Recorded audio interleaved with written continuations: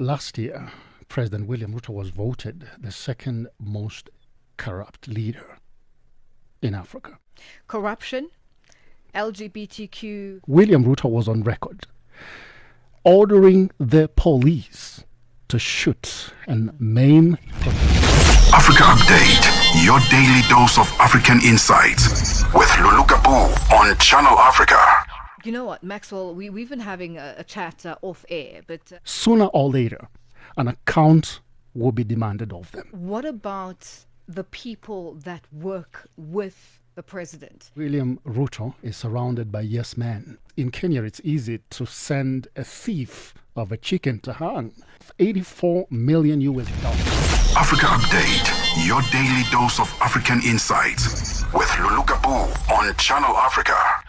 And the United States is considering reviewing Kenya's status as a major non-NATO ally over suspected links to armed groups and human rights concerns. And the United States is looking to roll back military and intelligence ties as well as its continued engagements with China. But for more on this and other stories coming out of Kenya, we are joined in studio by a Kenyan Member of Parliament, Maxwell Kariuki. Maxwell, good afternoon and thank you for joining us. You know what, Maxwell, we've been having a chat off air, but I think one of the biggest stories to come out from this that we're focusing now is the chances of the major non-NATO ally status being taken away from Kenya. That's what right. does this mean going forward? Because, you know, the US has always been sort of the big brother to Kenya, and everyone asking the questions, what is so special about Kenya? But now they're about to Lulu, lose. Kenya is of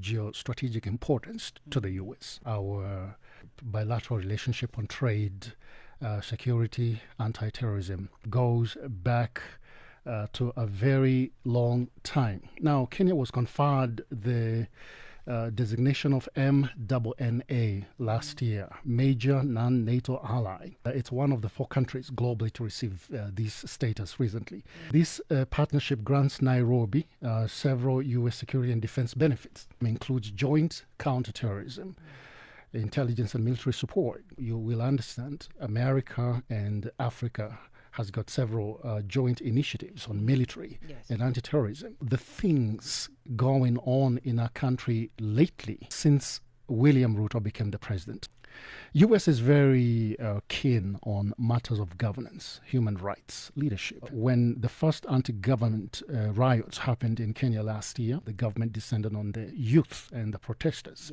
with unchecked brutality.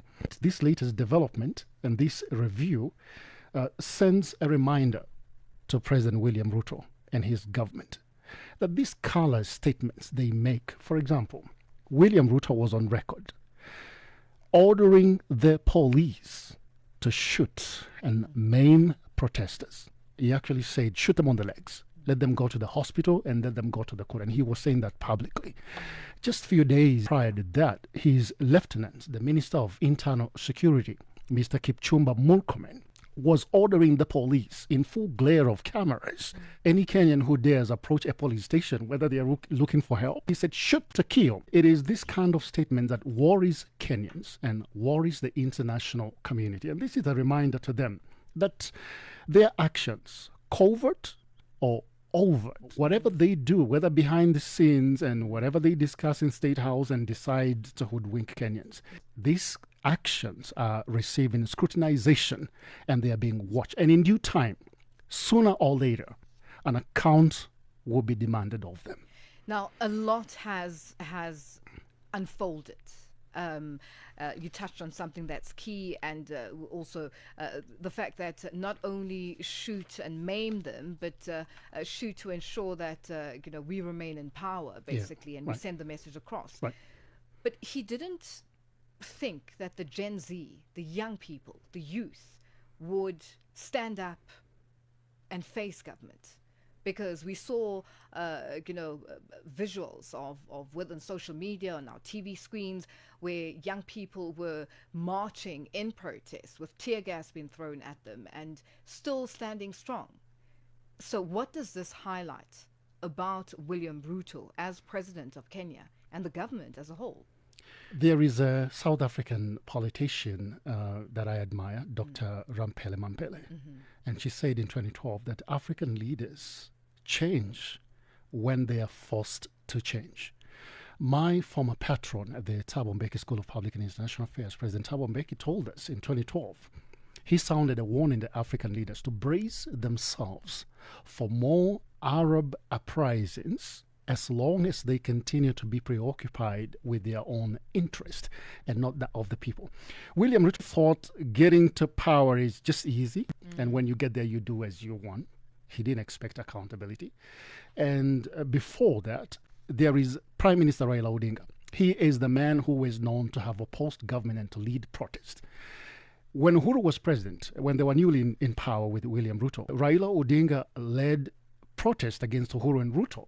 And the government was hard on them.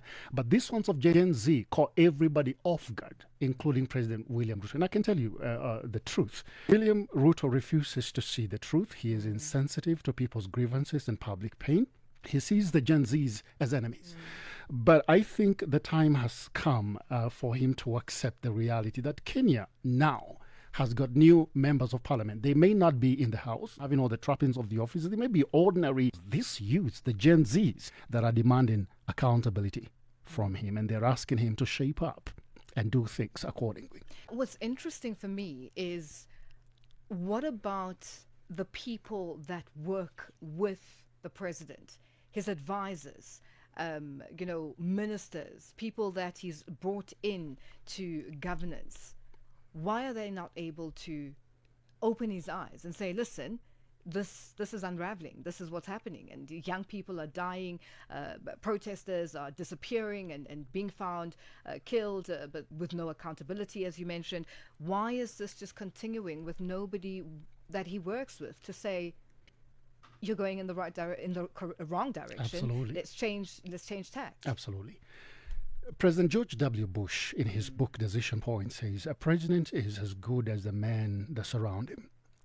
Sadly, that's not the reality in our country. William Ruto is surrounded by yes men, and it's his way or no way. We have had several government ministers resign from his government. One of them was the former Attorney General, Mr. J.B. Muturi, the deputy president whom he impeached. These guys are given accounts of the president's character. He doesn't listen. He doesn't want to listen. He doesn't want to be advised. He's surrounded by ceremonial advisors and ministers who are just ministers in paper. But when it comes to the qualities of a president, a great leader, one of them being able to be advised and to listen, he doesn't have that. The former president Uhuru Kenyatta and William Ruto meeting recently. What message does it convey to the country at this point in time? These are presidents, a former president and president currently, who were at loggerheads, who were rivals at some point.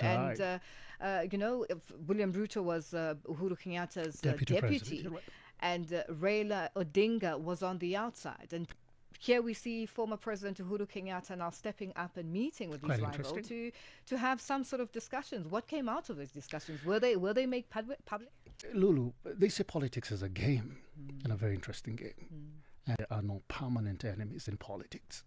At the end of the day, what we have come to realize in Kenya, Ruto may be a bitter rival with Uhuru Kenyatta. Uhuru Kenyatta may not want to see Raila Odinga. But at the end of the day, this ruling elite in Kenya, they've got clubs where they meet after fighting, and enjoy a glass of wine and mojitos and all of that. Their kids go to the best of the schools. First of all, Uhuru Kenyatta appeared there as a lead envoy for the DRC peace process. So it's not that he went on his own, and it's not that William Ruto invited him. He went there alongside President Mnangagwa, former President Masisi of Botswana, and other African statesmen. But now, because the regime of William Ruto is losing public trust, his media and his bloggers took the opportunity to capture those moments of the two to try and up the confidence of the people in them. But the coming together of Uhuru Kenyatta and William Ruto does little, very little, to address the grievances of the Kenyans. Corruption, LGBTQ issues, these are big sticking points in Kenya. Why are we seeing this now? It seems to be unraveling. And in the east of Africa, I mean, That's Kenya right. is a leading country. Absolutely. You know? Yeah. So why are we seeing all of this? Corruption also being a major player. Last year, President William Ruto was voted the second most corrupt leader in Africa, or in the world, but I believe in Africa. That is the man who is in charge of our state resources. The fish rots from the head, Lulu. If the fish is rotting from the head, you can expect what is going to happen to the rest of the organs. Corruption continues to plague our public institutions, undermining development efforts and fueling public anger due to perceived impunity among the powerful. I'll give you an example. There is a former governor of one of the provinces, rich provinces that borders Nairobi City. The former governor was found guilty of corrupt dealings, and he was sentenced to 12 years in jail. That was a few months ago. We're talking about 3-4 months ago. Guess what? The governor is out of jail just about last week. You know, I don't know what processes they applied, and they gave him bond pending this and that. Corruption is rarely punished in Kenya. In Kenya, it's easy to send a thief of a chicken to hang, but to set free a person who is accused of corruption. Just yesterday, the Auditor General in Kenya flagged discrepancies and irregular transactions. $84 million is going to irregular bank accounts belonging to individuals. And when research is done, Lulu, they find that these individuals, just along the line, these people are connected to the who's and who's of Kenya. You know, I wish we had more time, you know, and unfortunately time is quite elusive today. But let's talk about the proposed bill to remove presidential terms, allowing President Ruto to remain in office beyond 2032. When Uhuru Kenyatta was in the US, he was being interviewed by Richard Quest. And there was that proposal. You know, there is a group of folks in Kenya, you know, a cabal, a cartel of powerful mafia men, saying Uhuru Kenyatta is too young to retire. We want him to stay longer. And they were discussing the idea of, hey, what can we do about the Constitution to allow Uhuru Kenyatta to continue being president beyond 2022? But Uhuru Kenyatta was straight up. I don't want to be in power. I'm good. I do my term.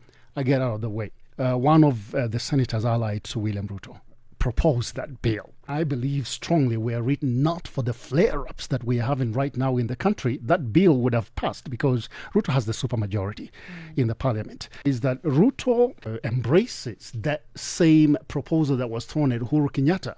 I'm young, just like Uhuru Kenyatta. Why do I have to go home after 2027? William Ruto, immediately he became president. I observed this and I wrote about it. He ran to Eritrea, to the president of Eritrea, Isaias Afwerki. He went to Uganda. He went to Paul Kagame. He was quoting all these guys that have been in power for decades and indefinitely. So I believe he's trying to embrace this, and were it not for the Gen Zs and the protests, it would have actualized this. But this is what I'm going to say. Any move to remove presidential term limits is dangerous, very dangerous. And it's going to be a step backward for democracy. And it will set our country into drifting towards authoritarianism.